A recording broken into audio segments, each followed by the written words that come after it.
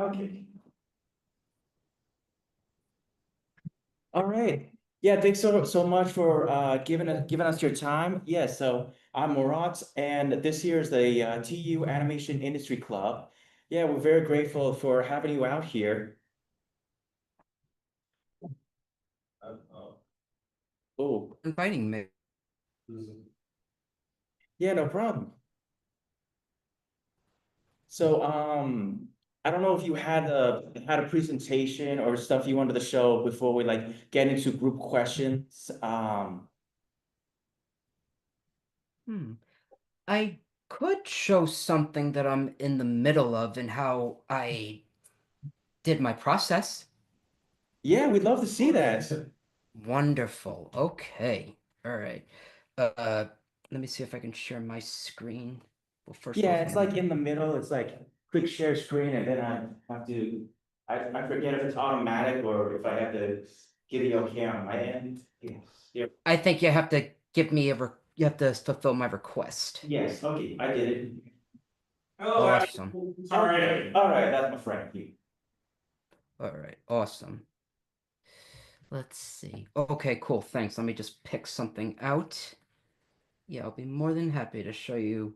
It's a piece of fan animation I'm trying to do. All right, let's see. All right.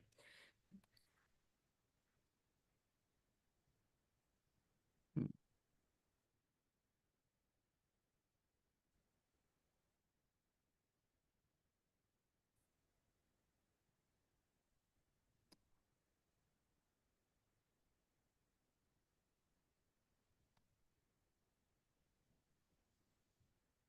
Oh, hold on. Just gotta let it allow it to do it.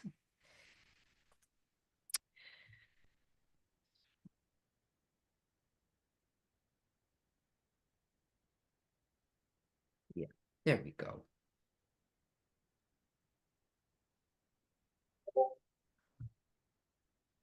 Hmm, be able to record. Do you mind wait? Oh, wait. It says it won't let me it won't let you record until the screen quits. Or until the Zoom quits. Do you mind if we just quit for a second, then bounce back? Sure. Or you need to get out and then come back in. Yeah. Yeah. Okay. All right, hold on one sec.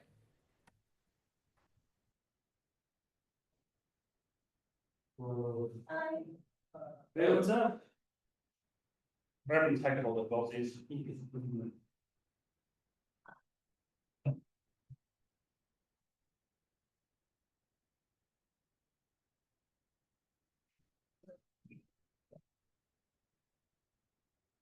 Oh,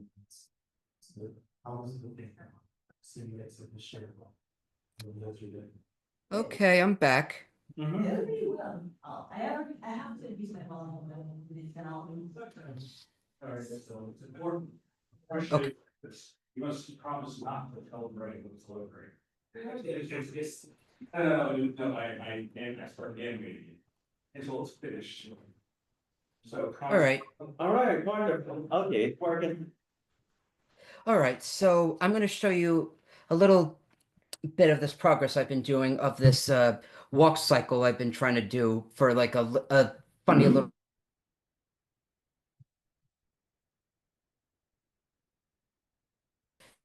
Let me see if I can open this up.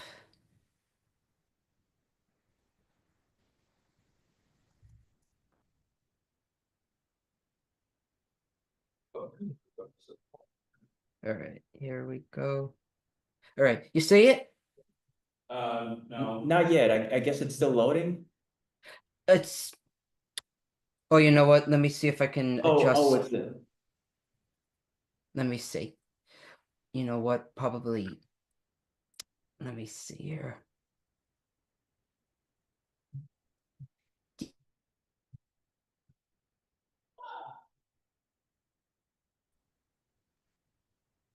Yes? It's still not there. Oh, not yet. Oh, all right. You know what? Probably because I'm sharing the Finder instead of the whole desktop. So All right. Yeah, I think you could change the settings under like share screen and then there might be the option of like share entire screen. Yeah. Yeah, I'll do that. Oh, remember, Sugre, you guys did show that prototype tourist we said yacht. All right. This is I'm reenacting that animation. Let me just stop for a second, then I'll try again. Sure. All right. So sorry. No, All no, right. it's no problem. Hey, these technical difficulties happen, you know, I wish Zoom was a lot easier. Yeah, All right. Here we go. All right. You wonderful. see it? You see it Yeah. now? All Yes, here right. you So go. Yes.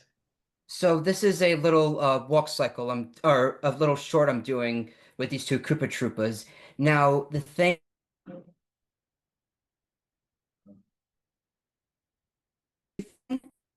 this is all layers. And what's great about Toon Boom Harmony is I don't have to draw like the same legs over and over again. Like you see how their legs are bending? Oh, sorry. Sorry about that. Hello.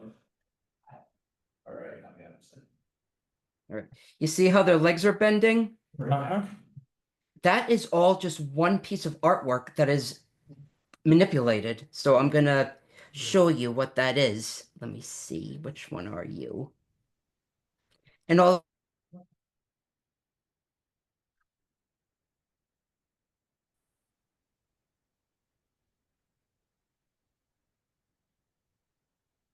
right. Here we are, right leg. So the cool thing about Toon Boom Harmony is it really allows you to play around with the artwork with the deformers. So as you can see here, here's two bones that are connected to this one leg. Let me see if I can turn that on.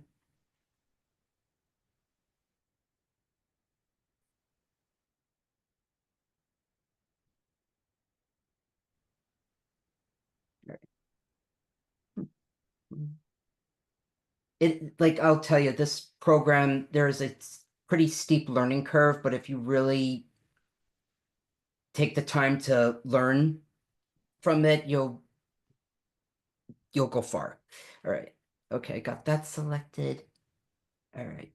Let's see if I can show you. All right. So you see that little green line Mm-hmm. and you see how it bends? That's because I put points one drawing like this looks like without it's just a straight leg. Like it's just one piece of artwork. All I had to do to give it that illusion was put these little points onto its leg so I could bend it. And with each uh, move, I was able to make it look like as if his leg was really squashing. And his shoes are also just one piece of artwork, but I manipulated it in a way where it looks like it's bending when it comes down. So I don't have to draw that over and over again. And it's the same with his hands. His hands are rigged and the whole head is rigged. Like this is a much more efficient way, in my opinion, to do like animation if it's going to be like a project that's either a minute long or over like 3 minutes long because you don't have to end up drawing the same things over and over again. There's his eye and like this piece of his pupil. This is a whole other process where zoom in for a second. The cool thing is with his pupil, now I'm able to move this past, and it's like, wait, but where did it go? The other great thing about Harmony is this node view, which allows me, let me see here. All right, here's his head. And here's everything that is all neatly tucked away with all these little platforms for me to put all my nodes in. And really,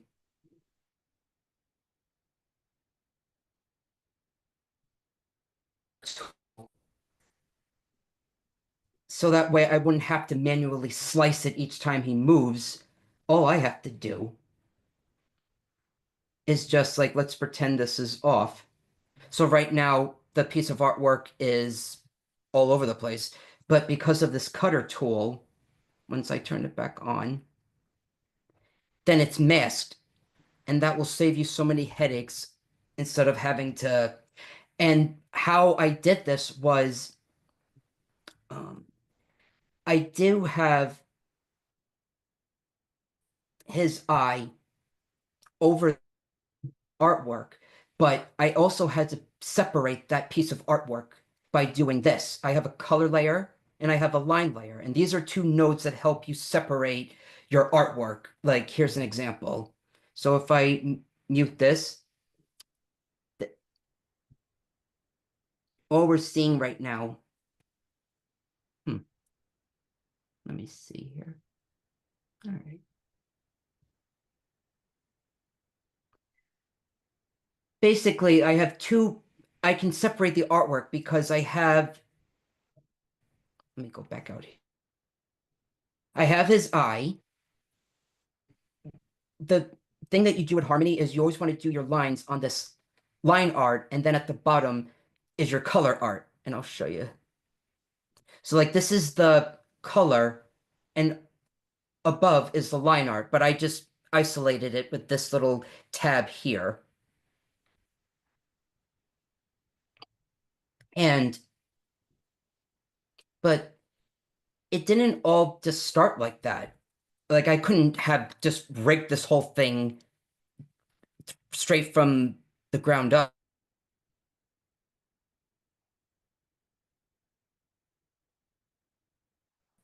Don't save, please. First, I had to plan it. So I'm going to dive into desktop animation work. No, personal work.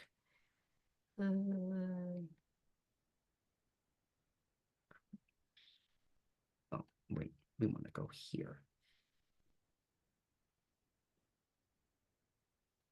And this is what it was from the get-go.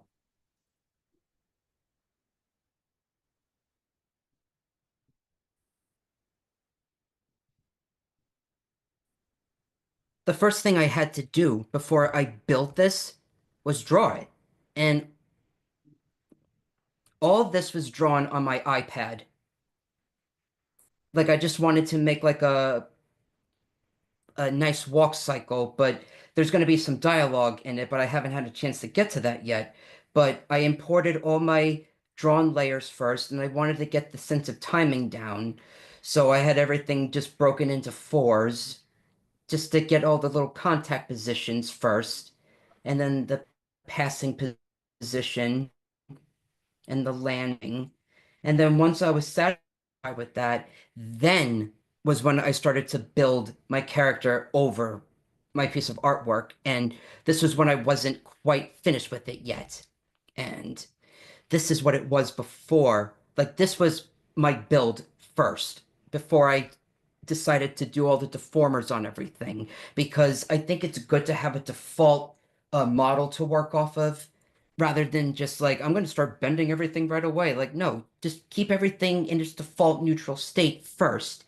And then when you have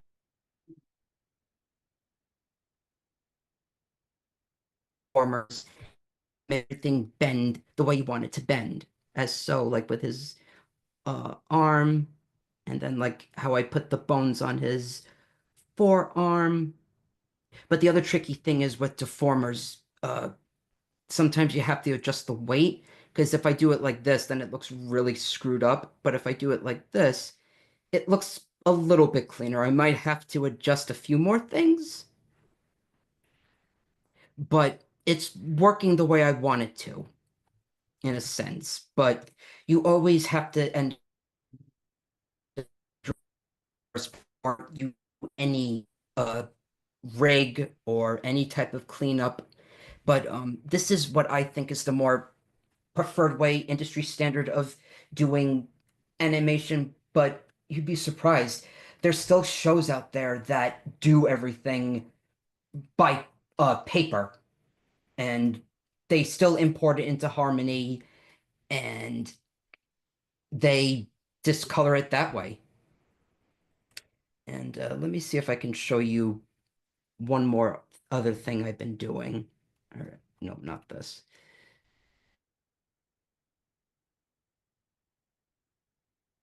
Wait, so yeah, let's take a look at this. This one I did do frame by frame because I didn't feel like there was a need to do a whole rig of her. I just wanted to draw it, especially with what's going on. So, so this is one.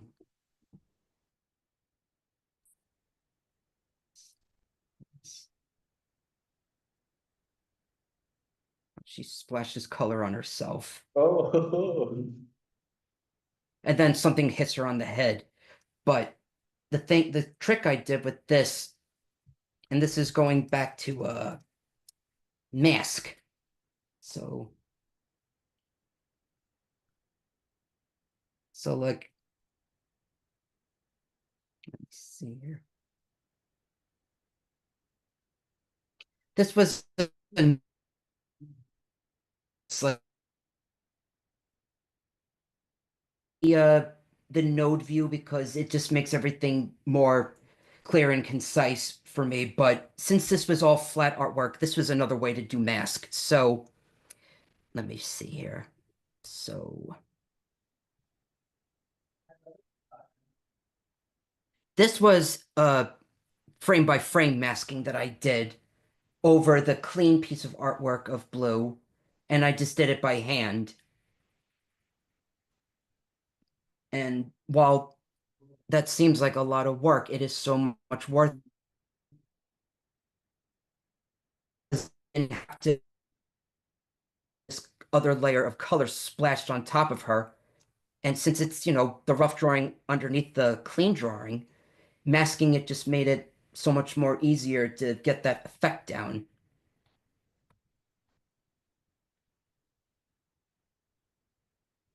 And the other thing I will say about when you do rough animation and when you do cleanup animation, so all this rough animation I did, I used one of the brush tools from Harmony, and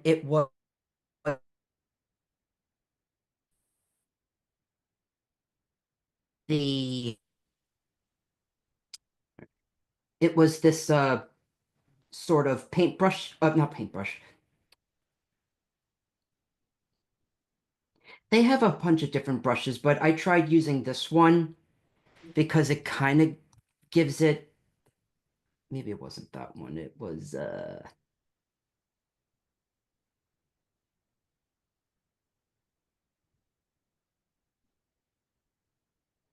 yeah, it was this one, rough paper, because if I'm just trying to do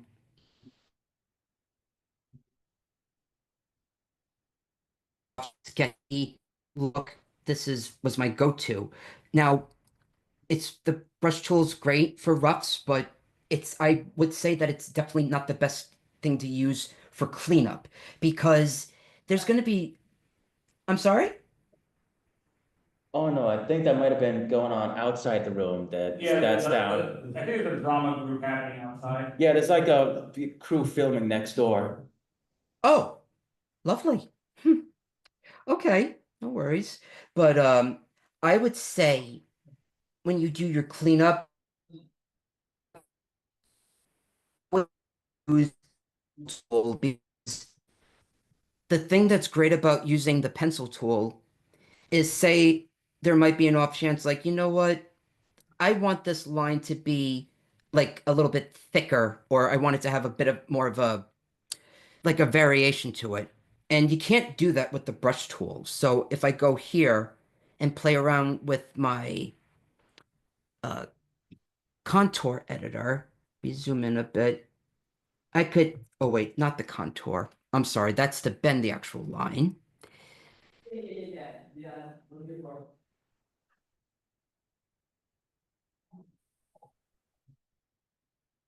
Sorry, I don't know why it's starting to lag on me.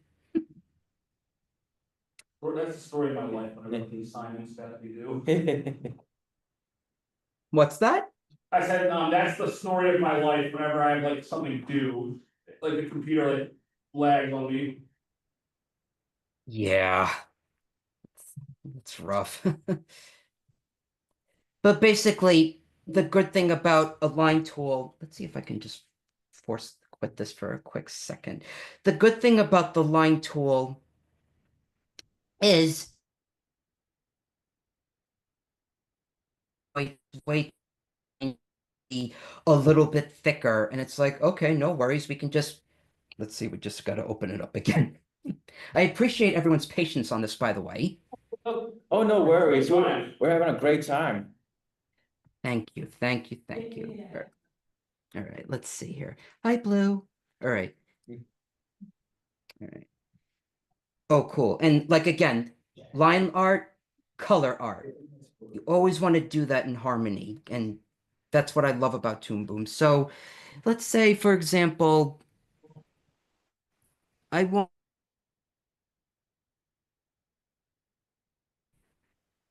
thickness. Am I on the right layer? Yeah, I am. Hmm. Pencil editor.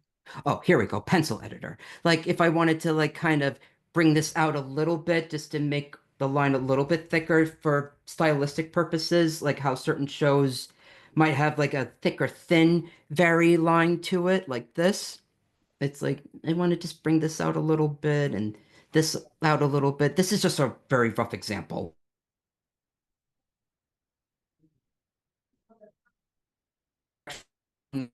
With the line weight on this, I want it to be even thicker. We can go here. You know what? I'm going to expand my screen. We can go here. I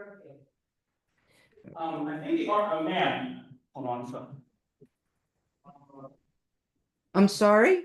Huh? Oh, no, there's also like an art sale going on. So like somebody was asking where the art sale room was. Ah, all right. No worries. Uh, okay, It's certainly so an eventful day going on, just like in other rooms. let's say this piece of line artwork, again, that was used with a pencil tool. It's like, I think I need it to be a little bit thicker. See, isn't that so much better than having to trace over it again? Oh, Because yeah. if you did it with the brush tool, you would not be able to do that. You would have to just go over it again. And with the pencil tool, it just saves so much extra work for you. So always remember, brush tool for rough animation, pencil tool cleanup. And always make sure you do your line art on the line art layer and color art on your color art. So much headaches in the future. Does anyone have any questions? Oh, I was definitely curious about the how you parented the legs. Um, in the with the Koopa Troopas, because so the legs were one layer, and you had the feet on another layer, and you when you were moving the legs, the feet were not following. I guess on certain layers. So I was curious about that. So are you moving the feet separately as their own piece when you move the legs instead of having the feet parented to the ankles of the coops? There, yes, like it is separate, but there is a method to connect pieces of artwork to, like, say, if you have a hand, you can connect a hand to your arm layer. It's called kinetic output, but I'm still trying to teach myself that because it's very useful, especially so you don't have to have so many separated layers. But I ran into a bit of trouble with that, so it's still something that I myself am teaching myself. Trying to teach myself rig and harmony for about a year and a half now because I've always been used to using Adobe Animate, and while that is a very intuitive program, I've been having so much more fun working with Harmony, especially with everything at my disposal with the deformers. Okay, very cool. Like, anybody have questions about, on Toon Boom Harmony? How should we look at nodes when you're learning to the harmony as a novice? I'm sorry? You may need to come a little closer or speak louder. Got the microphone over here. She's coming up. Yeah. On the Siri? Okay, I'll try to. Yeah, here or I guess up. Yeah, a little closer. Yeah. Okay, then, my question is, when it comes to learning nodes, how should you approach that as a novice? Because currently I'm learning, I use Tune Loop Harmony and I'm having a bit of difficulty learning the nodes. Well, you know what helped me a lot? I down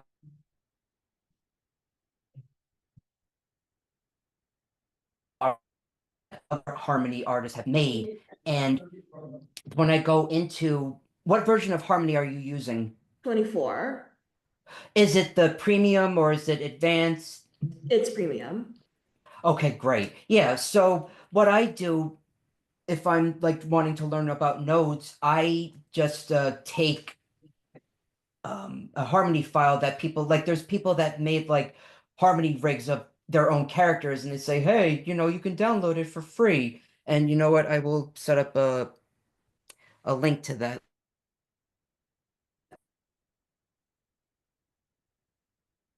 Send you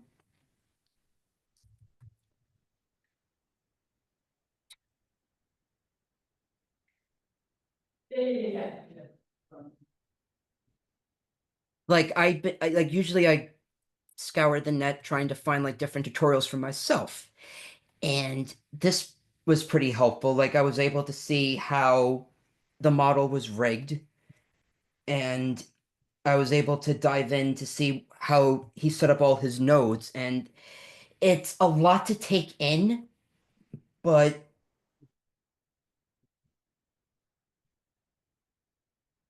dissect file and learn for myself how to do my own output of work. Okay. Oh, okay, so this is the rig. Oh, I see this one. Yeah, have you guys, yeah, oh, you've seen this one? It's all over. I typically follow a lot of people when it comes to learning animation, like animation mentors, so this has been following a lot. Yeah. Okay, yeah. Yeah, Yeah, we are yeah, it turns out she's familiar with this, yeah, that record thing. Most of the time, gonna walk out on this cast here. Do you have to like get rigs separately? Because I clicked on the link you sent. I mean, I believe you can just download it for free. Oh, yeah, okay. But they're Or separate from Toon Boom itself. Uh, oh, well, I think that he sent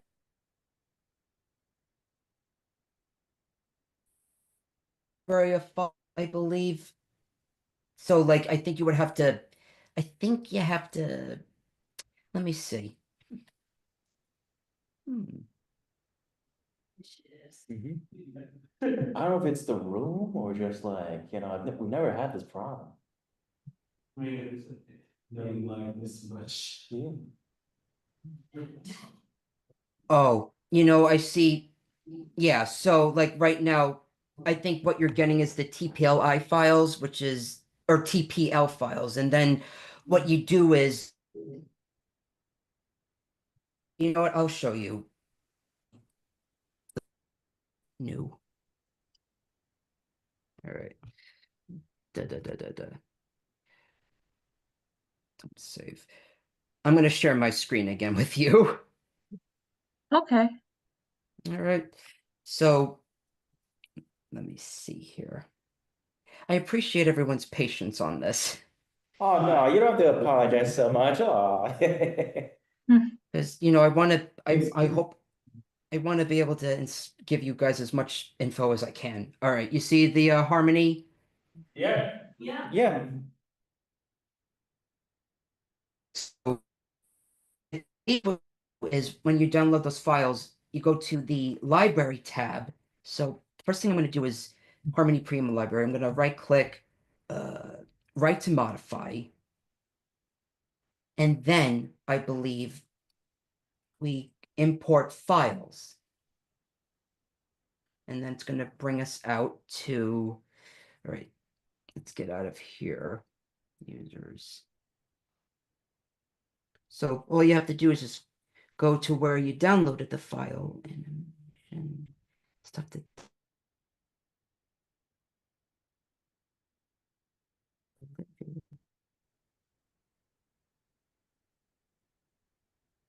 Right, maybe it's not that one. Sorry. Import files. I don't think you had to do that. I think you just had to.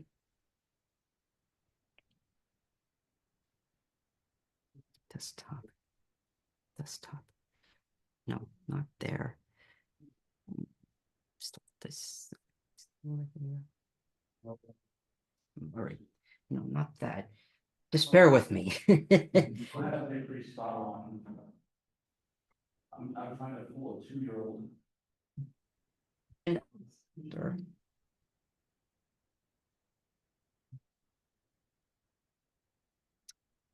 Right. Open library. All right, maybe this will work.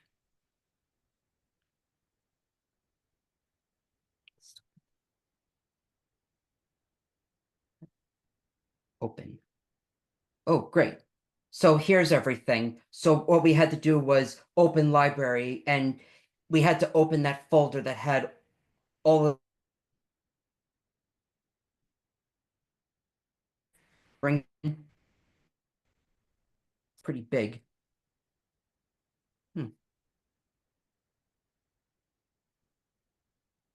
Huh. Let's try this one.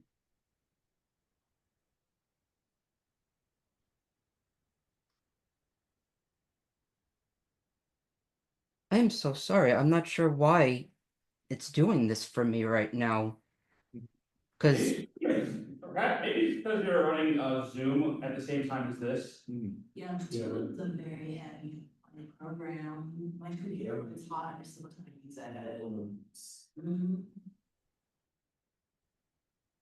Yeah, that like legit might be the problem. Did you work with them, two big programs at once? maybe. I'm sorry.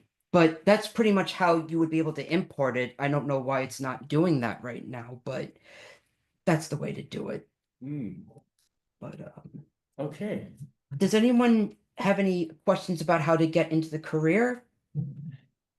Yeah, And yes, career advice, like, so I checked on your IMDb and I saw that you worked on the recent project that just came out. I showed everyone last week the power line animation. Like apparently on IMDb it shows that you worked on that. I did. Oh, like for Goofy? Yeah, the Goofy movie. Yes, it was the 30th it was the 30th anniversary. Animation I showed you guys last week.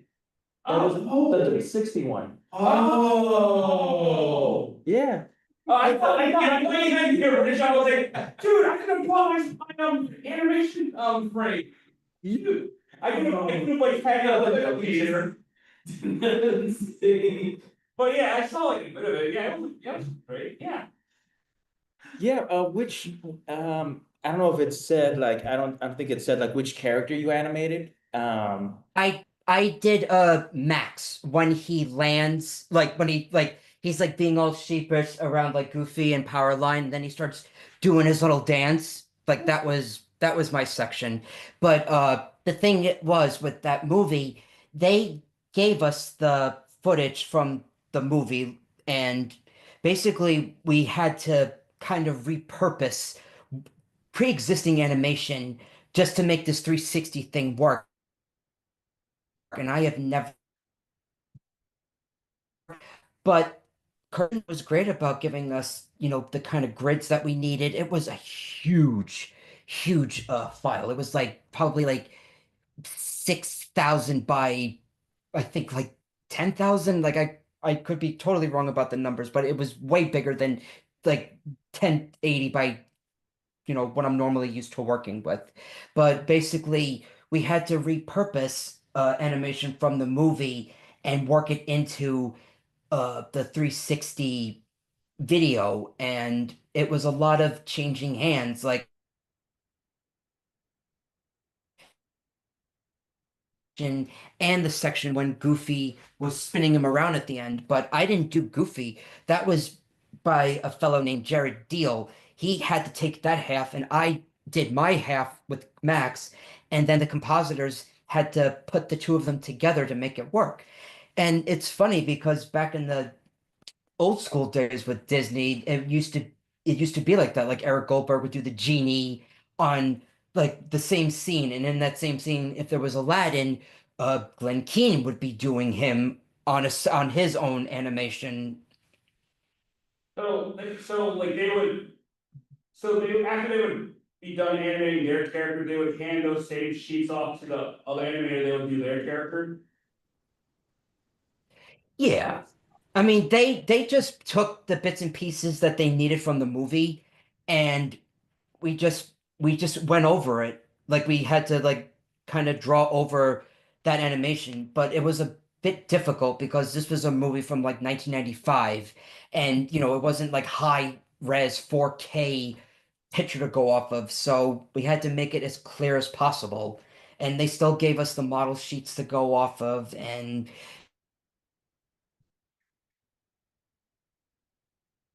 I might have used the same head drawings for Max, so I didn't have to draw it over and over again. I mean, just because they did it that way, I didn't have time to do it that way. It just saves you so much more time, especially if the audience isn't going to register like, hey, they're using that same head animation. It's like, in the end of the day, it works smart, not dumb. Work smarter, not harder. And that's the same thing could be said for my Koopa animation. I I didn't feel like drawing all those frames frame by frame. I wanted like teeny bit easier on myself and just do a nice cycle. And now I have to do a lip sync for them. But since that mouth is separated and it's moving, the head's moving with that symbol, I can just do the animation in place.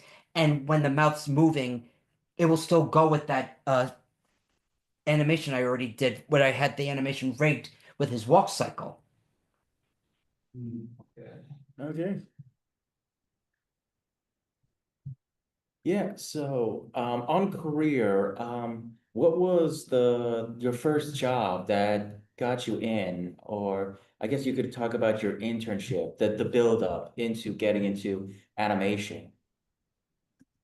Well, in the beginning, it was a little bit of a rocky road. I graduated in 2007 from School of Visual Arts, and there wasn't really much going on at the time, especially in New York.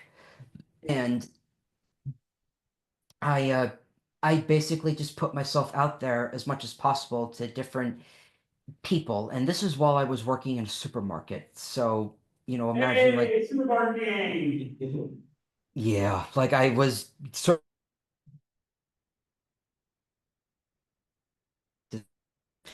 so, just working in that kind of industry. It's like, but I want to work in animation. But my father always told me, think of it as a means to an end. You don't want to not be working. And it's like, no, I don't. So I worked, but I was able to eventually get work through LinkedIn back in 2009. A very nice company called Lily Pip contacted me, and I helped them with a bit of animation for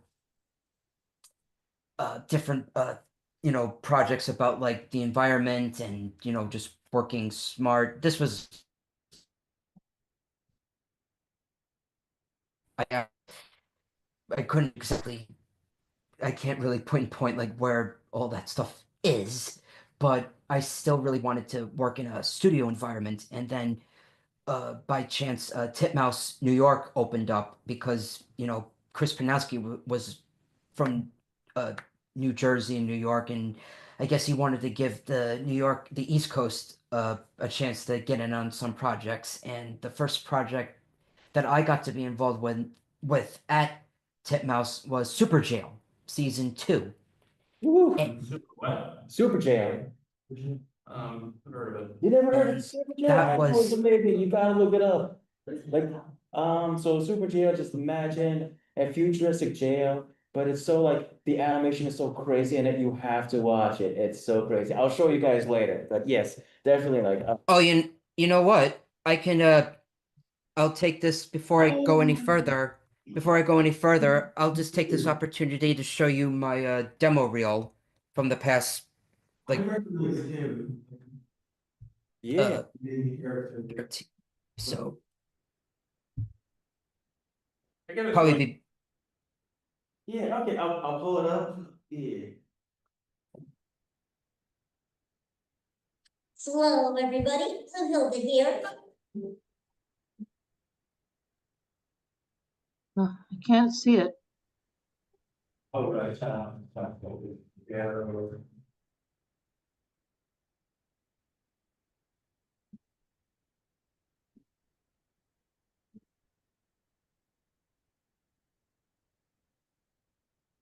I figured if I sent the link it would probably play better over there than it would on my end.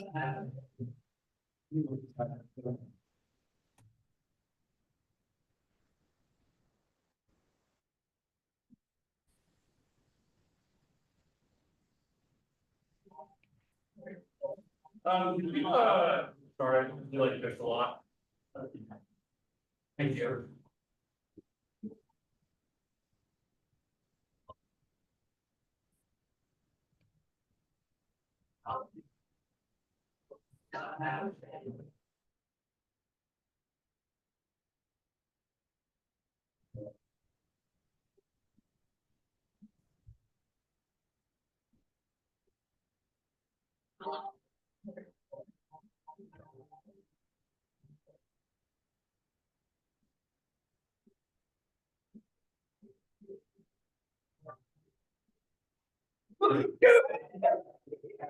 Oh, wait, move on. That's so. Yeah.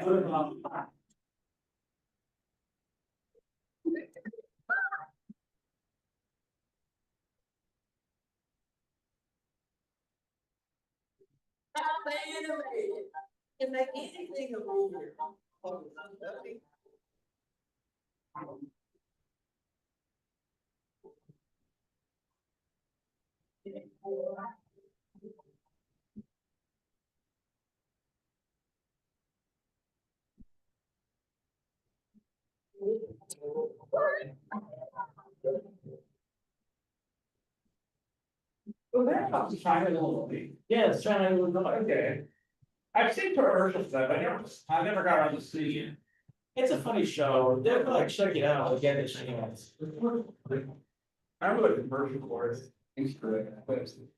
Oh yeah, anybody get the reference to this? Like, it's that robot from, I think it's Jay, what's the girl, Mia? Megan, yeah, Megan.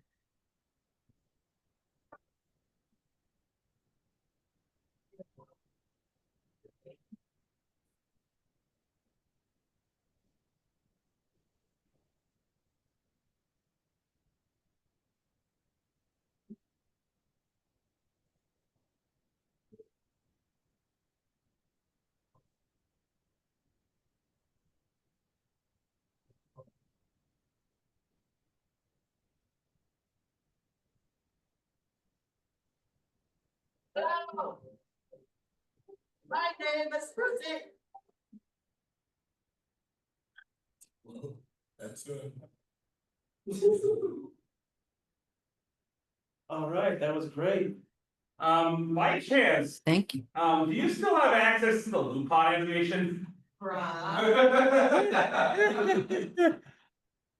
Oh, I mean, well, I just made that for myself. It wasn't for a client. I like some of the stuff that I have in there, I just made it for myself. I figured that, but it's just, like, do you still have, can we see the whole thing if you have it? Oh, I mean, yeah, I mean it's just a short little thing of him smoking and just being silly. But let me see here. It's just basically like uh, it's just like basically let me s- Yeah. I'm a huge Lupin fan. same. When That's his whole shtick. Sonic stuff too. Trust me, if you were to ask anybody else outside of here, like my close group of friends, they know me as a Sonic guy. I don't know, yeah, just. It's only here on Here, Lupin guy. on, okay, anywhere else, like, you're noticed like that.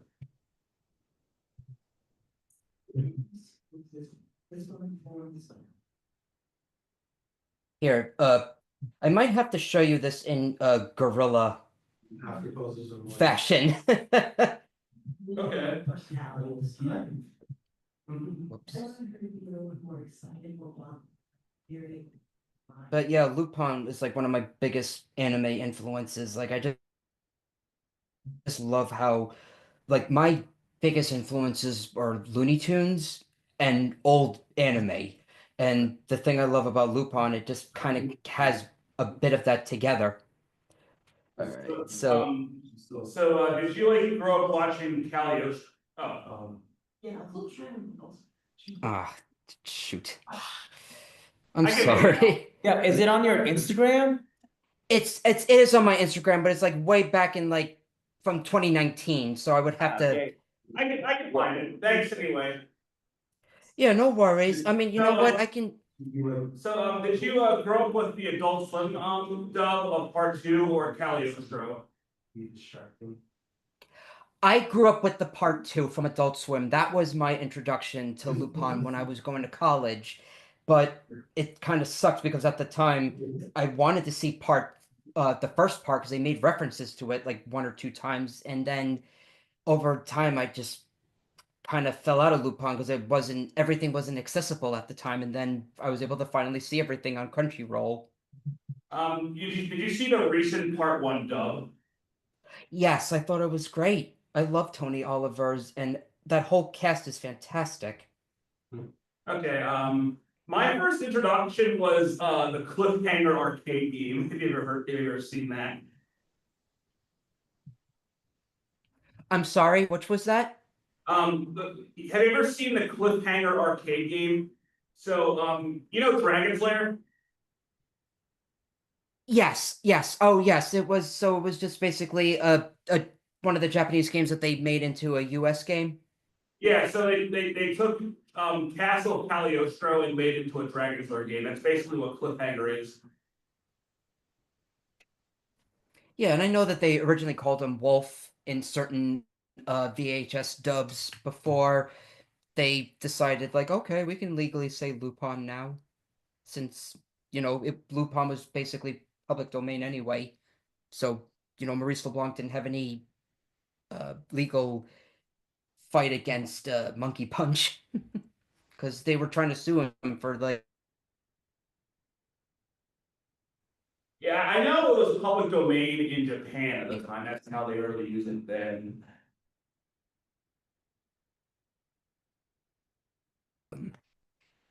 I'm something of, you know, how I moved through. So, You're breaking up. Like you froze on us. oh, can you? Like we can hear you, but Hello? like Yeah, I guess the Zoom's audio has been like, sorry, cutting out a little bit.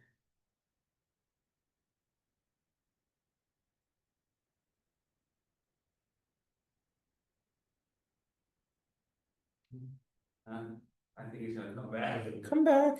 Come back to us. Please.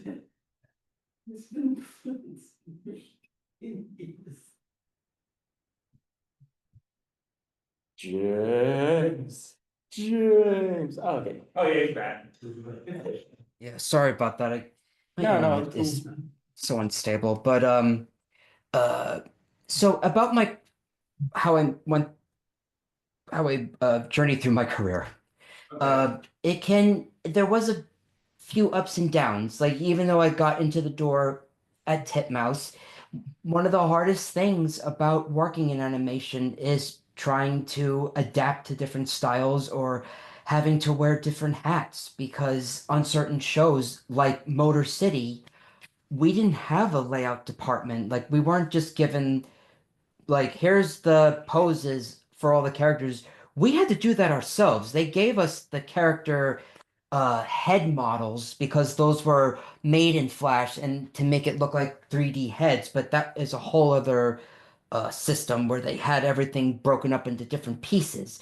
But we had to lay everything out ourselves on top of animating, and that was right after I did Super Jail.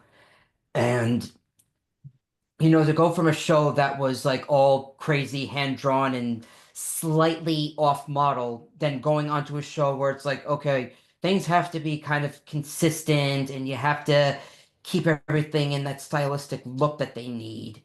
And, that was a pretty difficult show to be on. And, I envied a lot of the people that got to do some of the more actiony stuff because when I first got into Titmouse, I was more squashy and stretchy and, wild takey kind of stuff. But as time went on, I wanted to do a bit of that action stuff. And I got to on the Ninja Turtles Half Shell Heroes. And that was because before that happened, I was studying everyone else's work on Motor City, or I was looking at different anime that I really like Little Witch Academia. Like I really love that stuff, and I wanted to be good at that too. And I'm not saying that I'm a pro at it. I just like that Sakuga stuff so much that I want to do that at work. And little by little, they started giving me a few chances to do stuff like that. And uh, the other thing that really gave me a dose of reality was when I first got into Titmouse, I thought I was only going to do animation. Like I just wanted to animate in house. And unfortunately, that wasn't always going to be the case. It got to a point where Titmouse started to send stuff overseas because it was too expensive to have in-house animation done. And they were more focused on pre-production, like character design and storyboarding, and I didn't know how to storyboard quite yet. And I took a test for this first season of Hanazuki, and I didn't get it. And when I look at my boards, I can see why, because I didn't have that boarding sense of, you know, composition, where your eye's supposed to go, and how everything's framed. So I took a Steve On's storyboarding class, and that was a tremendous help on me. I mean, it's a pretty difficult course because the homework assignments were pretty intense, and but the good thing was you didn't have to do all the homework assignments, especially if you're doing a full-time job. And I did as much as I could, but I got the learning experience I need from that. And thanks to that, I was able to get onto Hanazuki season 2 as a storyboard revisionist. And even though I didn't do the full boards, that gave me a chance to really get myself acquainted with Storyboard Pro, which is an amazing piece of software. And because it really helps you set everything up with cameras and like layering certain assets, and um it's just that's another industry standard program that we've used in the past. And I became a full board artist on Disney Junior's Tots, and then excuse me, and then eventually I got to work on season 1 and half of season 2 for Kif. And I would definitely say that being a storyboard artist was the most valuable experience I got because um, I love to animate, but I also really needed to learn how to do things from a more uh, like a more cinematic sense about like seeing that whole big picture. Because unfortunately, it can't always be about the animation. It has to be about story as well. And I'm just gonna pull up one of my boards from Tots. If you bear with me for a second. All right, Tots, Tots, Tots. Season.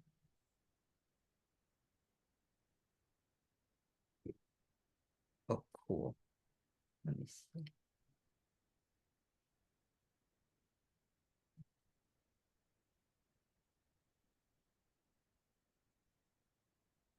Oh, cool. Actually, you know what I could do? Let's share the screen again. All right.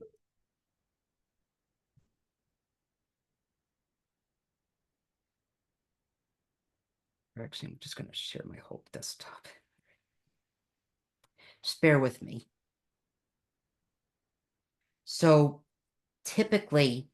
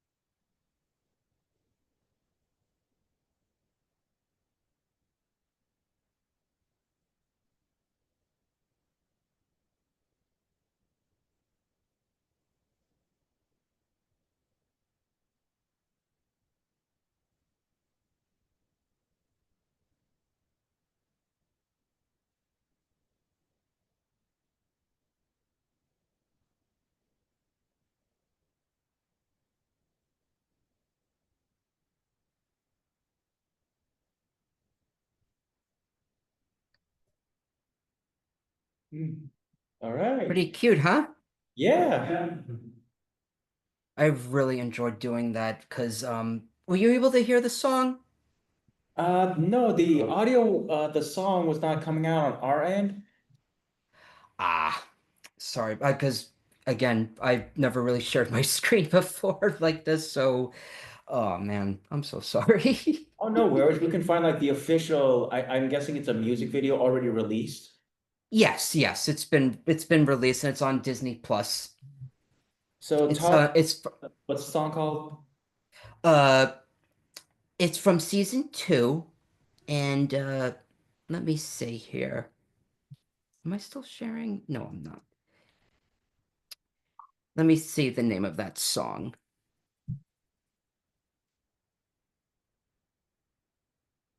Oops.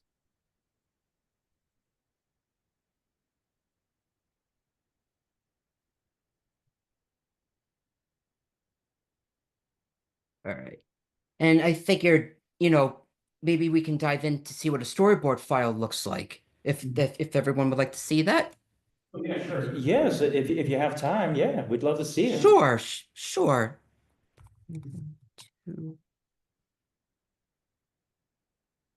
Ah, it's You know what? I'm gonna send you a link to it. Mm-hmm. Yeah, here we are.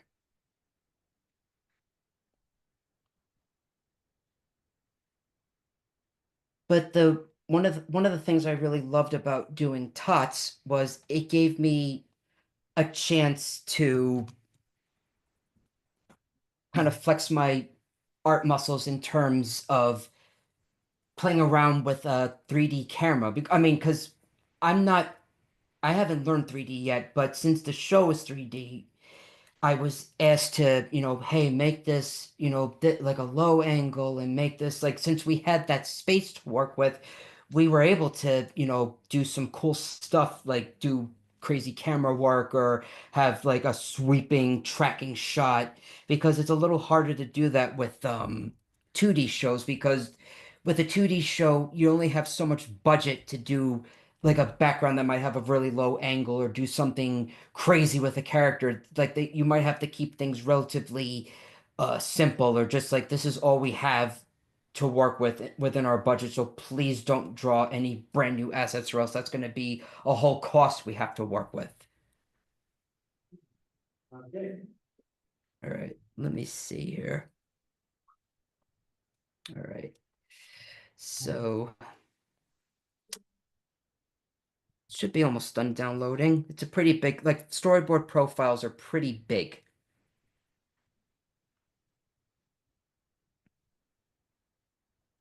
What year are you guys? So there's, Junior, senior. yeah, some juniors, some seniors. Yeah. Okay, awesome.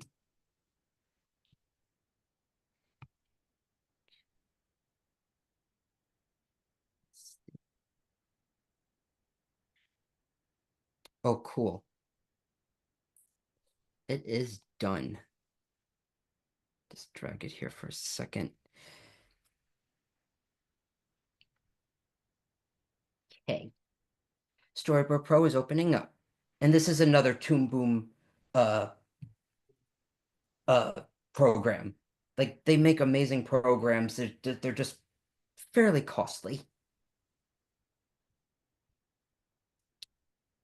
All right. Yeah, did they set it up where like you only have to pay a one-time fee, or is it still just like a yearly or monthly subscription? I haven't checked.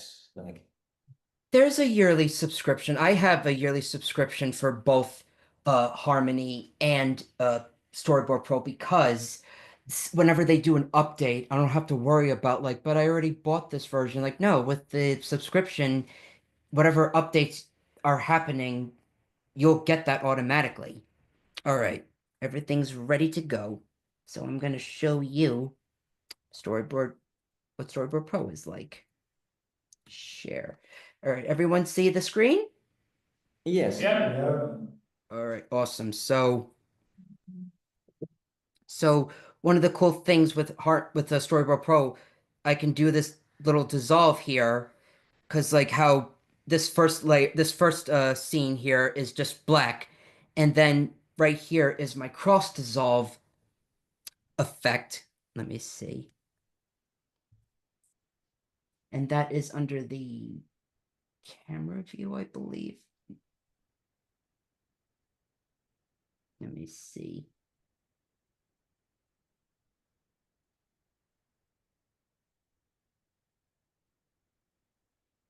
Okay, let me see here.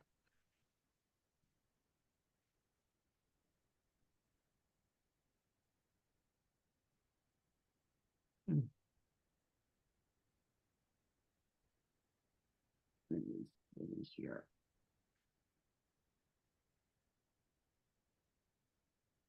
Ah, here we are. So in my panel, I have either dissolve, edge wipe, clock wipe, or slide, and it could either do that or an edge wipe.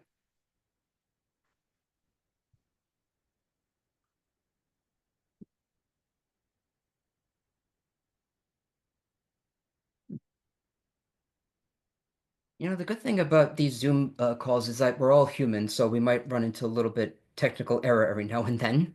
But yeah, dissolve. But also it it depends on how long the dissolve is. So if I do this, like make it shorter, then of course it's just gonna blink like that. So I wanted it to be like that.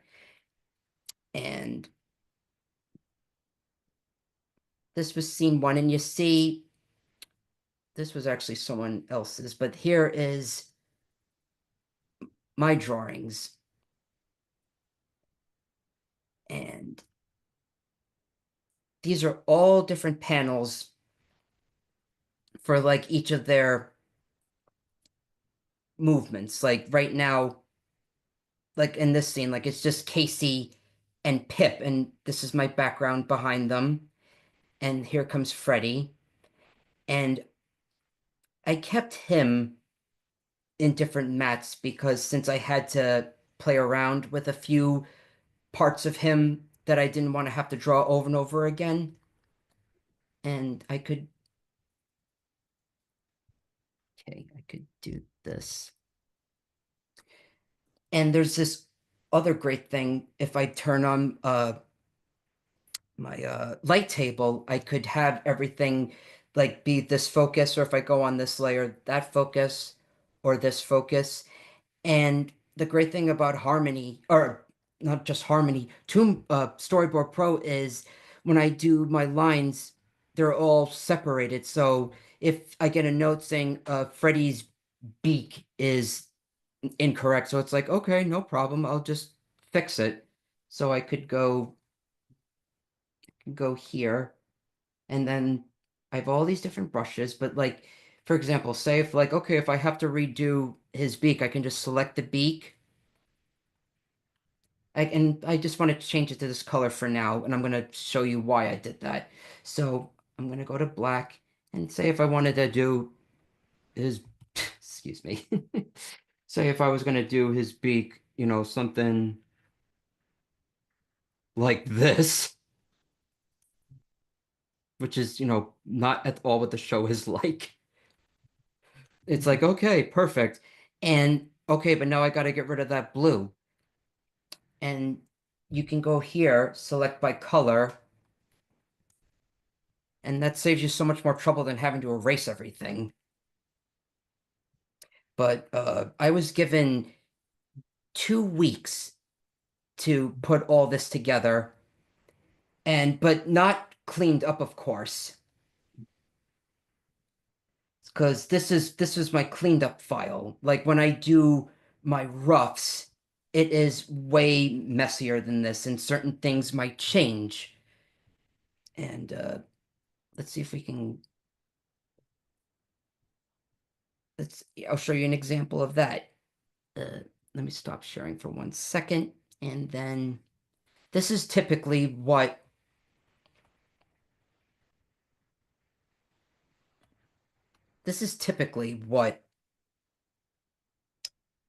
my rough boards will look like. Let me see here. Share again. Yeah, here we go. All right.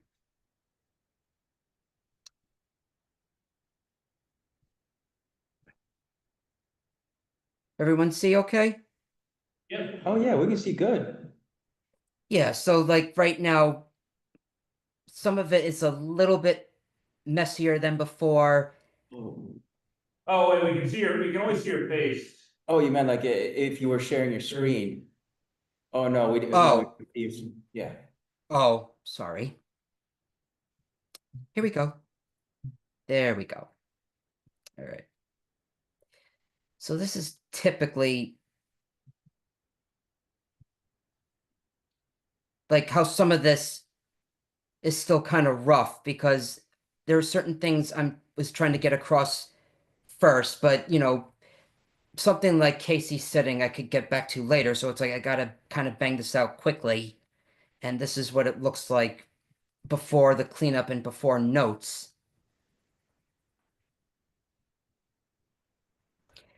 You know what? I think I have an even rougher version than that. let's see. Oops. Marty's. Here we go. Yeah, so this was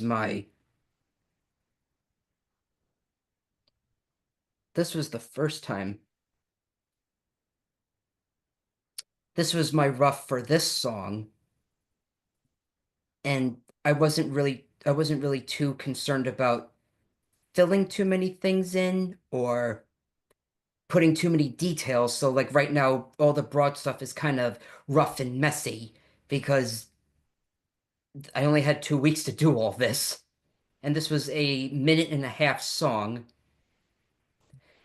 But then once my director was fine with it, then they gave me another, I would say, I think about like another 2 weeks to go back and clean a few things up or hit some notes that they say, like I think like here, like how I had his eyes like that. They told me like we don't want him to do that. So when I had to go back and tighten things up and hit notes, so this is what it looks like a little bit more clean. Oh, I guess I didn't do that. But they changed it for the animation. But this is what it looks like colored and cleaned because I had to get all the actions down first. And once all that action was okay in roughs, then I could kind of tighten a few things up here and there. And I would say with storyboarding, you have to kind of pick and choose your battles, like where you want something to be really uh, crazy or where you could reuse certain things to kind of pad it out, or just sometimes you're just going to have to pull an all-nighter and do it if it's really asking for a lot. Wow, that was pretty awesome. Yeah. Thank you. Thank you. Thank you. Uh, does, oh, excuse me. I'm open to any questions if anyone has any. So earlier you mentioned, how like Titmouse was like outsourcing their animation work overseas and stuff.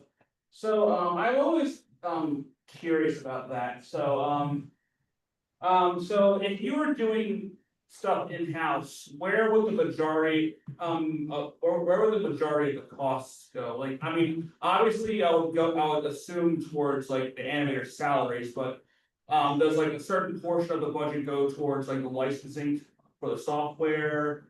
And just like, I would like to know like what the distribution of the budget would be. That is something that I do not know because I am the type of person that is, I like to work, please. Like, do you have work for me? And whatever they can offer me, like whether it is something I could animate or storyboard or do retakes on, like that's what's in their budget right now. And Like, the reason I ask is because like, I heard that like, most of the, when it comes to like shipping stuff overseas to like either like Taiwan or Japan or something like that, like one of the reasons is like they pay their animators differently, like they pay it by the page rather than the hour. mhm. I was wondering if like if that had something to do with the reason, most animation in the West is done overseas. It's possible because yes, I was mostly paid either a flat rate, like, or I would be paid by hour. And yes, I have heard that most of the overseas people would be paid like per second or, you know, per finished drawing. Like, there's a lot involved. It's unfortunate that they get paid so little for so much work, but that's the state of things right now. So at the moment, do you get more storyboard work than animation? Kind of curious about that.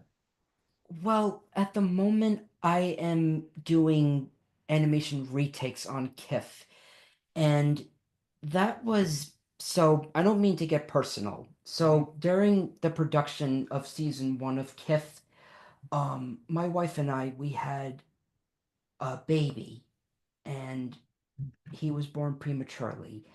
But we were staying at Ronald McDonald House while visiting him in the hospital in the NICU. But I didn't want to not work because we had hospital bills to pay. And I still continued on trying to storyboard on KIF. And unfortunately, he passed away 3 months after. And, that was like one of the worst things that happened in my life. And I took a leave of absence um, but I did finish up the first season of KIF the best of my ability, and luckily they did call me back for season two, and that was in the middle of my wife and I moving closer to loved ones because after a loss like that, I didn't want to be far away from the people I care about, and during that time, I gave it my all throughout season two, but unfortunately, because of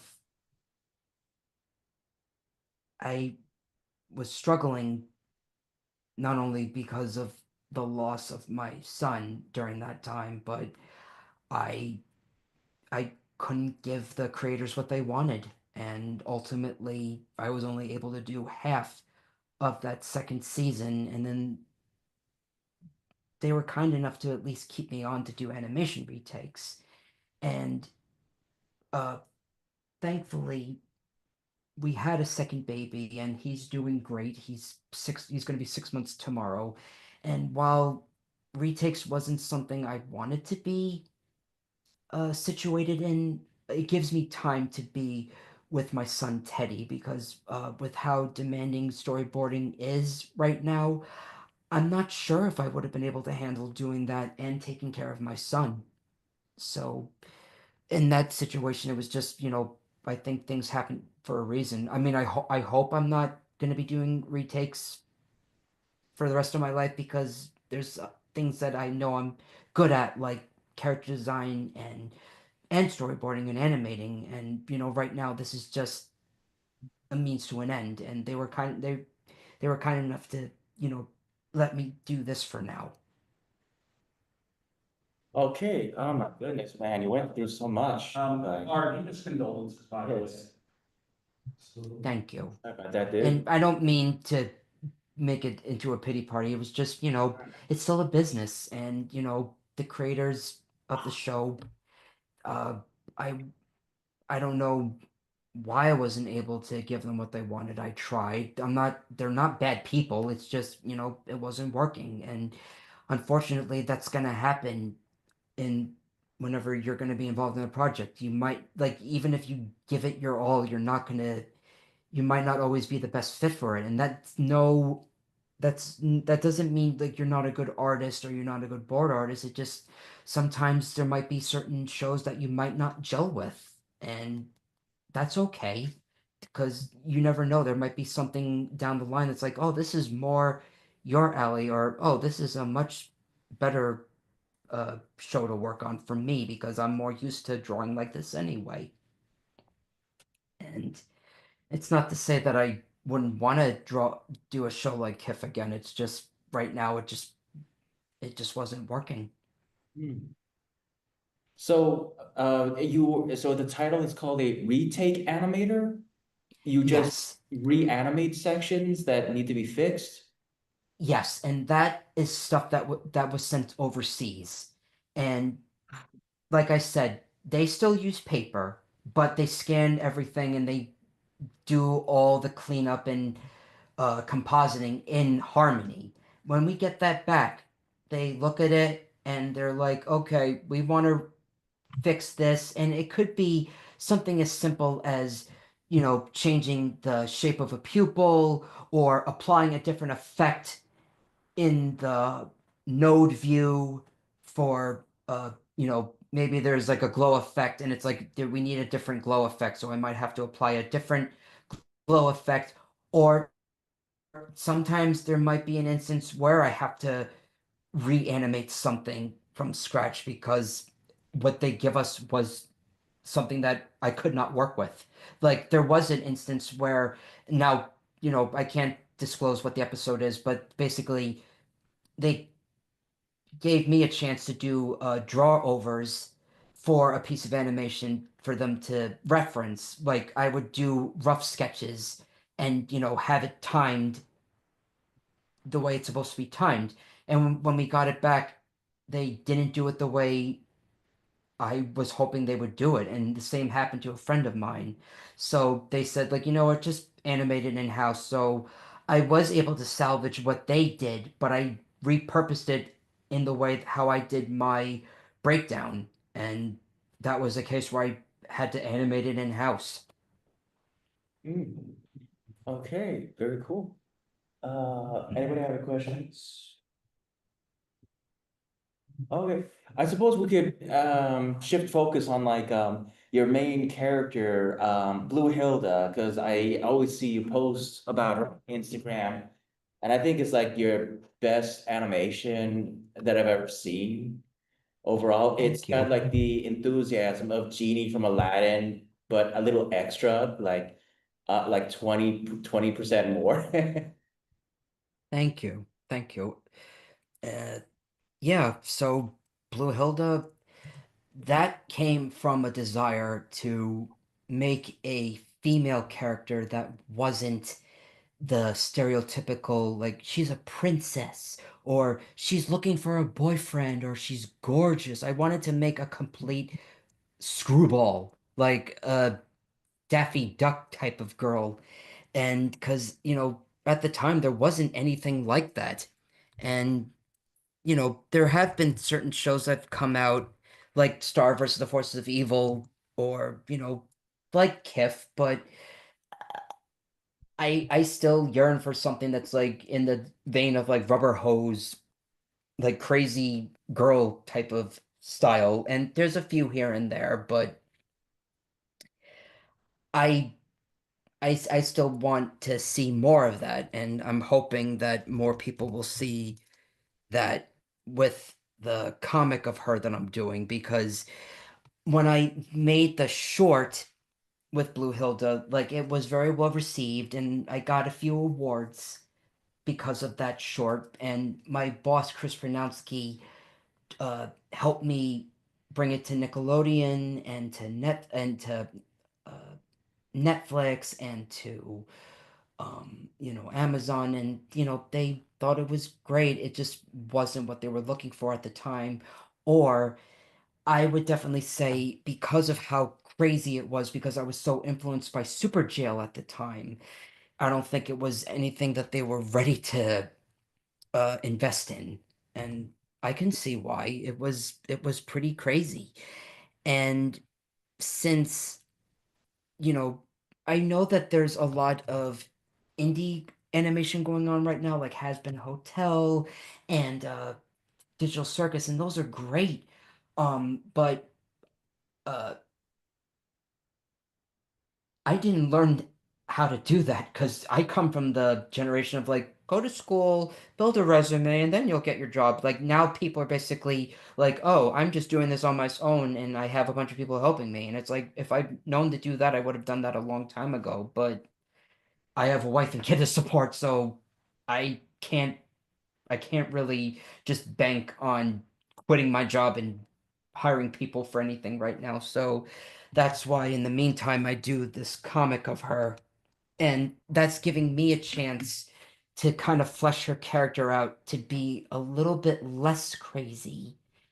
And I want her to be a bit more empathetic at times, but I still like to make her, loosey goosey, transformy as much as possible. And the other thing that inspired me with Blue Hilda was when my family and I saw the Broadway play Wicked. Uh, I was, I thought that was amazing, and like, I don't know if anyone's ever read the book or seen the movie or read the Broadway or seen the Broadway play. Anyone seen it? I don't want to give away any spoilers. Uh, no, nobody's, I guess, okay, it looks like nobody's seen the Broadway play of Wicked. Have you guys seen the movie? Oh, you have seen, you've seen the movie. Okay, they've seen the movie, just not the Broadway play. I don't know how different it is.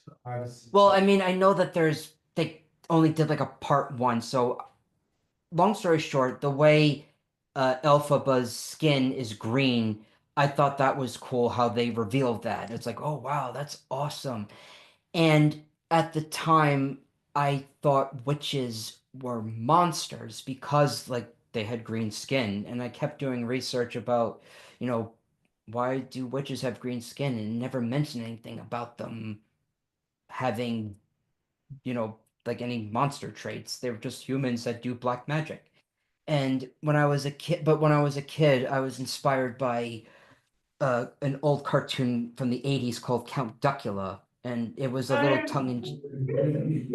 little tongue-in-cheek humor because like how, based on the Hammer horror movies, like they would always resurrect Dracula with blood, but in the Duckula cartoon they used ketchup and he became a vegetarian. And basically I thought like, oh, that's such a funny idea, but it's like, but my character isn't a vampire, she's a magical girl. So I did something where, you know what? I'm gonna let you in on something. This is something that's not on the internet. So I had a booth for comic at Brooklyn Comic Con last year, and I wanted to do like a little new origin story of how Blue Hilda came to be. So this is her mother fighting some big bad, and she's doing that tongue twister thing like from the short, and her name is Angela Fabella, and their species I call verrugas, which is basically like verruga is like a Gaelic term for a wart. So they're basically like wart demons. And because everyone was saying, like, oh, we have this witch idea, we have this other witch idea. So I thought, like, fine, I just won't call her a witch anymore. She's a verruga, and this is her ancestry. Like they're just green wart-like monsters, but they're all different genders, they're all, you know, different races. But when she died, when she died, she just basically they were supposed to use a wart, but this is like all her. Oh, sorry. Oh my goodness. Like there's all different family members from her past and how they were pretty bad, but Blue Hilda thought they were her mom was kind of cool because of the black magic that she was able to do. But I thought it would be fun. I thought it would be funny to retell it this way instead of the other way from the short, like to show like, yeah, she was a baby when she first appeared. She didn't just come out of thin air like in the short. She just started out like a baby.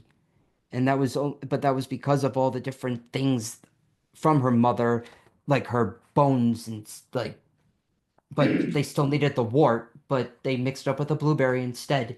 And that's why she doesn't look like her mom.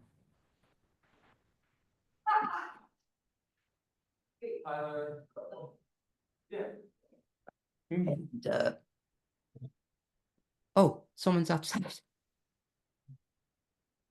Oh, yeah, I guess film crew said that. Okay. But but the other thing is, I have such a strong love for cartoons like Looney Tunes and Popeye. And I also love anime like like stuff by Trigger Studios and stuff by TMS. And I really wanted to make something that combines those passions together because I'm somebody that just can't sit still with just like I want to do something that's just all Looney Tunesy, or I want to do something that's all like shonen action stuff. I wanted to kind of have a place to put all that into one, and so far with doing this comic and hoping that it eventually becomes animation, I feel like it's working. Yeah. Have you tried doing a Kickstarter to just if you wanted to turn Blue Hill the animation into a series itself? That I guess that's one way that you could employ other animators to work on it. I have not delved into that yet, and not that Kickstarters don't work. It seems a little tricky at times because I was approached to help out on a pilot that's I'm not going to say the names because I don't want to I don't want to I just don't want to mention it right now. But basically they approached me and it's based off a popular web comic and it's like, "Oh yeah, I know what this web comic is and it's really cute." But when I looked at the uh, how much money they got for this project, it was not even like to make something like a 12-minute pilot, I believe would be like $1 million. And that's not what I saw from this back Kickstarter, that is way below what any animator should be paid. Like, I don't know what they're thinking of paying people, but it's definitely not in the ballpark that I would like to be paid in because, they might say, "Oh, it's all rough." Like, all you have to do is a rough animation, but it's like, but that rough animation, especially if they want it frame by frame, and if they're only going to pay you per second, you might be spending a whole week on like 5 seconds of animation, and that might not seem a lot, but at the end of the day, like, depending on what kind of action is going on, you could be spending like a whole week for 5 seconds, and it's like, yeah, this is approved. Like, yeah, it's approved. Like, you probably could have been making like 1,000, but they only might pay you 100. But it's like, oh, you know, it could be like $25 per approved second. So it's like, well, that's not fair. Hmm. So, always be careful of that. Like, like don't undervalue yourself because, animation is a very costly and time-consuming process. And, you know, you should be paid your worth. Yeah. And I would never want to put that on anybody because like I could say like I need like a I need like $3,000 to back this Blue Hilda project I want to be animated, and I would hate to pay anyone like, oh, $5 per second or anything like that. I would like to pay them whatever studio budget is. And but the whole indie thing is a whole other thing that I am not too familiar with. I mean, it seems to be doing great, and I would love to be a part of that, but that might be another chapter in my life that comes up a little bit later. I mean, maybe someone might be like, hey, could help you out, show you how it's done. Like, I would love I would love that for that to happen. Hmm.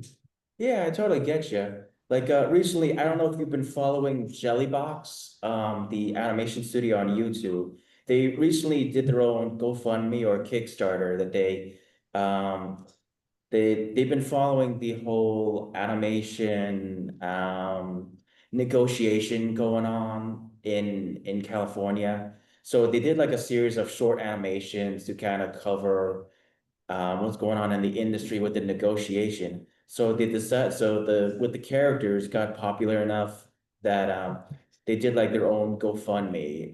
So it is possible they raised like $100,000. They're only planning on doing like 8-minute long episodes with the $100,000 that they raised.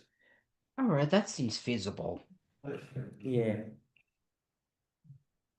So right. it could work out, I guess, depending on how much you raise. But you're right. It's either a hit or a miss when it comes to Kickstarter.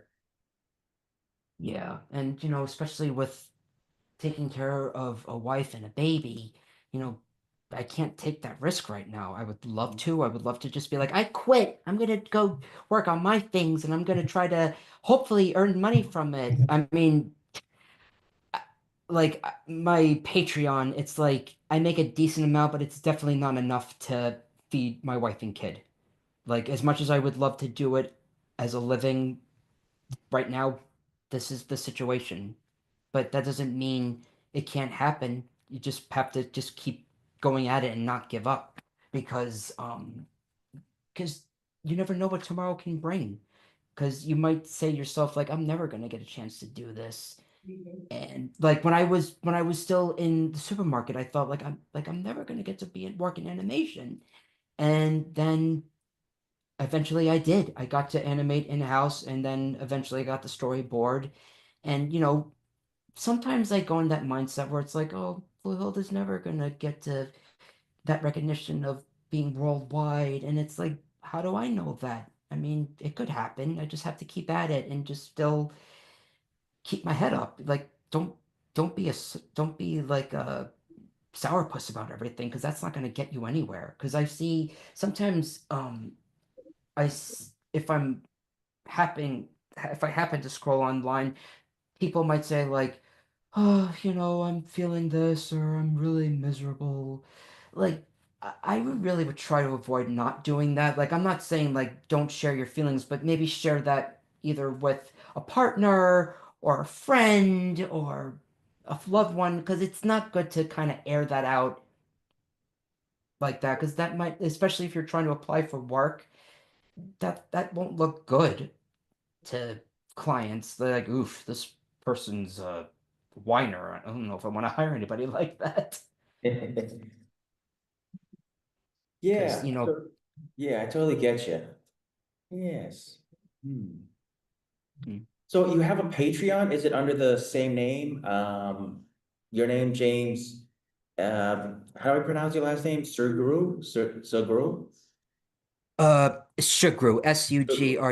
But I can just post the but I also have it for free on Webtoon, even though right now I'm very behind on the latest chapter because, I got a baby.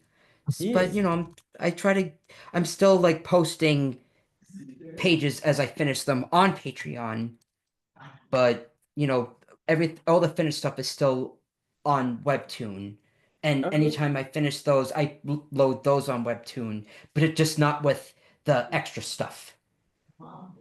Yeah, I mean, hey, it doesn't hurt to promote your Patreon because, like, hey, it's just like it's always we want to help you out, and definitely like if some of us like if you're showing your behind the scenes of your pre-production, that's always valuable. Like, we would always love to subscribe to your Patreon and see behind the scenes of what you're working on. If you're Oh posting it. yeah, that's in there. Like that's in the actual chapters at the end, I have like, rough sketches of chapters, or just rough sketches of characters, how they looked before everything was finalized, even as far back as like from 2006. Hmm, So awesome. Yes. Yeah, that's another reason. Yeah. See how your artwork's been growing. Yeah. That's very, I very valuable. Yeah. I appreciate that. And that is something that I'm trying to teach myself right now. It's not even about just how good you are, or, you know, right now it's also how you can promote yourself. And sometimes I can't always do that because I have other commitments right now. I wish I could, but one thing at a time. Yeah. I mean, you can offer things like, I know this other artist on Patreon who offers like art reviews or maybe a personal live stream Discord channel where the viewers can watch you while you're working. Live streaming it on like a personal channel only through Patreon, for top higher tier subscribers, Oh you, yeah, for sure. as an Like, option, that's something you wanted to do. So yeah, so portfolio reviews, art reviews, redraws. Since you're already doing that for storyboarding, you could put that on as an option on Patreon, monthly subscription redraws for other storyboard artists or animators. yeah, so that's my lesson is business sense. And especially if you're an artist, it's hard to do that. Mm. But does anyone have any other questions Um, industry wise? Yes, so any questions, from the rest of the group? It could be animation or storyboard. Um, kind of that late, um. I don't know, really. What are some tips you recommend when it comes to storyboarding, especially when it comes to learning like composition and scene changes? Say that again. I couldn't quite hear you. I'm so sorry. No, you're fine. Like, even though we have this like a decent mic, I guess it just still can't pick up from like across the room. I guess there has to be like a certain distance. But yes, go ahead. One of my questions is, as someone who like would like to like one day have make my own show and I'm interested in storyboarding, what are some tips when it comes to learning composition and scene changes? And also like character acting as well. My highest recommendation, watch live action films. Like really, because since like they have to work with you know, within like a real world space, like they have that ability to like track around all around them. And, when I was growing up, all I focused on was cartoons. And while that's good, it didn't really help me with that cinematic sense that I needed. And I watched a lot of Scorsese films like Godfather and, other classic films like The Third Man, which is a beautiful black and white film. And, Money Heist is really great, has a lot of great camera work. And one of the things that I kind of taught myself was anytime my wife and I watched it, I took pictures of each cut, and then after I maybe took like pictures of like 4 or 5 scenes, I would bring it into Procreate and put them like side by side, and then that helped me study like, oh wow, so this person's here, and then it cuts to this person on this side, and then it would cut to a semi wide of 3 people talking, and that shows like, look at the variation of how interesting the shots are. It's like first you had this person here, and then the camera could be on this person, then it cuts to like the 3 of them, like, okay, everyone enough. And that just makes it an easier, or not easier, just makes it much more interesting way of cutting rather than just having to be like, so what do we do? And then it just cuts to that, then it cuts back to the same thing again. It's like, that's not interesting. Or even like how someone could be like dead in the middle and then it could cut to another person dead in the middle. That's horrible. Like, definitely, like, my highest recommendation, look at live action films for storyboarding, because that will tell you how to set up your shots or how everything is framed. And one of the things that really has helped me, not even just with storyboarding, just even when I draw like pieces of art, the 3 grid rule, because that really helps you to see like where your eye is supposed to go. And when I look at uh, anything I watch now, I see it. Like I can see like my eyes going here, and I see from that 3, and if there was a grid there, I can see like why the director wanted the focus to be there. And I can actually send you a link to that has a whole bunch of great examples of that.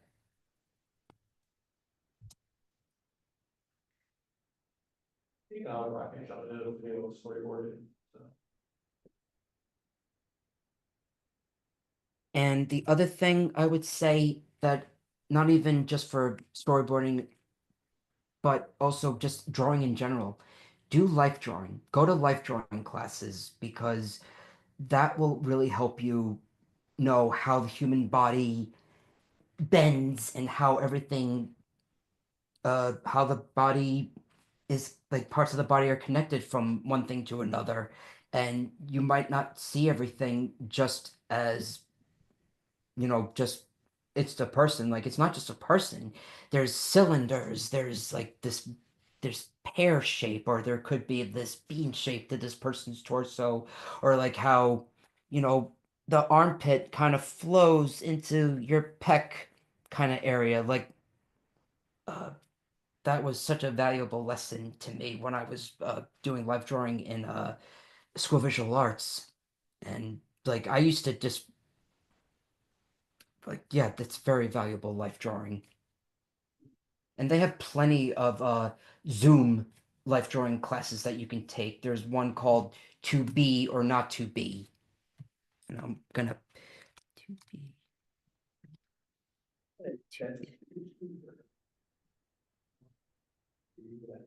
And they have a lot of amazing sessions. And some of the models they get are pretty out there. So I sent the link in there.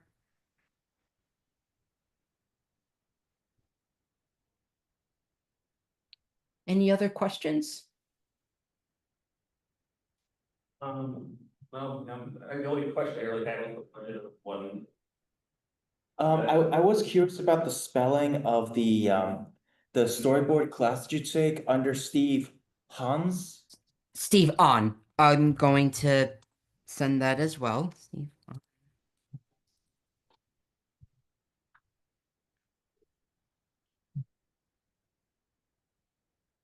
Here we are. It's a, you know, it's a pretty pricey course, but I personally I thought it was worth every penny. But let me see if I can find his all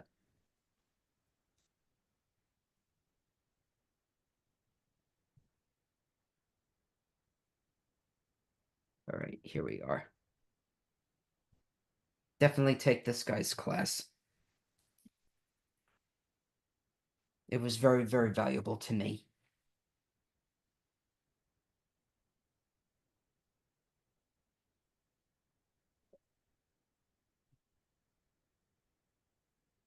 All right, thanks so much for that. Yeah. Okay. Yeah, so any last minute questions? This one's all about me. Hold on, up there. What movie would you recommend I learn camera angles from? Like what movies or? I would look at The Third Man with Orson Welles. Hmm. That's really good. Um, there was another one that I really loved. Oh, The Professional. Oh, yeah, the professional, I've seen that. Yeah, that one is amazing. Oh, okay. And I would also Taxi Driver. Yeah, I saw I that would one. recommend. Hmm. Okay. That's really great. Not the one And with David DeVito. Okay. no, not that. Not the TV show. The one with the De Niro, Robert De Niro. Okay. Okay, cool. Yeah. And wait, hold on. Anything specifically for like, I guess action, or would that all just kind of count? Oh, what I would say for action, one of my favorite films was the Lone Wolf and Cub live action films that they did. Hmm. Like, that's a lot of cool stuff to look at. I don't know if anyone's like squeamish about violence. They're pretty heavy with the violence. I mean, it's a little exaggerated. Oh my God, Kill Bill. Kill Oh, Bill's yeah. amazing. Kill Bill you should be looking at too for action. Like all of Tarantino's films are amazing. Settle that. Oh, this is really nice. That's perfect. And my breaking scenes were good. I enjoyed the action. Like full fictional, like I think they played all those things. Okay. Like the Wild Bunch, you're doing shootouts. What was that one, the first one you said? The Third Man. Oh, okay. Yeah. Cool, thank you. No Okay. problem. So, a quick question on animation. How did you go about, did you go to school? I'm guessing you said you went to school for animation or? I went to the School of Visual Arts.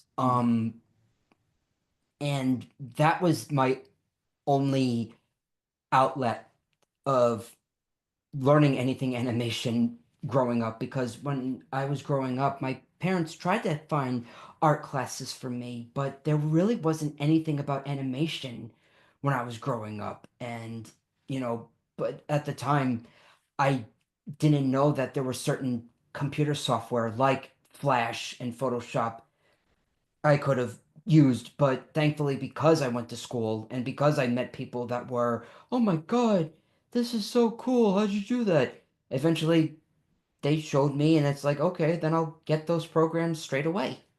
And of course, when I first tried them out, it's like, I don't understand how to do this. But that's why you have to persevere and keep teaching yourself how to do it. And, I'm still teaching myself how to use Harmony, and I'm hoping at some point I can teach myself Blender, because I really would like to learn 3D. Oh yeah, yeah. Like I'm also teaching myself how to use Blender, and this great YouTube channel pretty much taught me was teaching the steps of just like the video on like how to make a house was the video that I went through there. It was like an 11 to 12 video course. And it made it so simpler. Much better than Blender Guru, this one YouTube channel. Let me see if I can find it.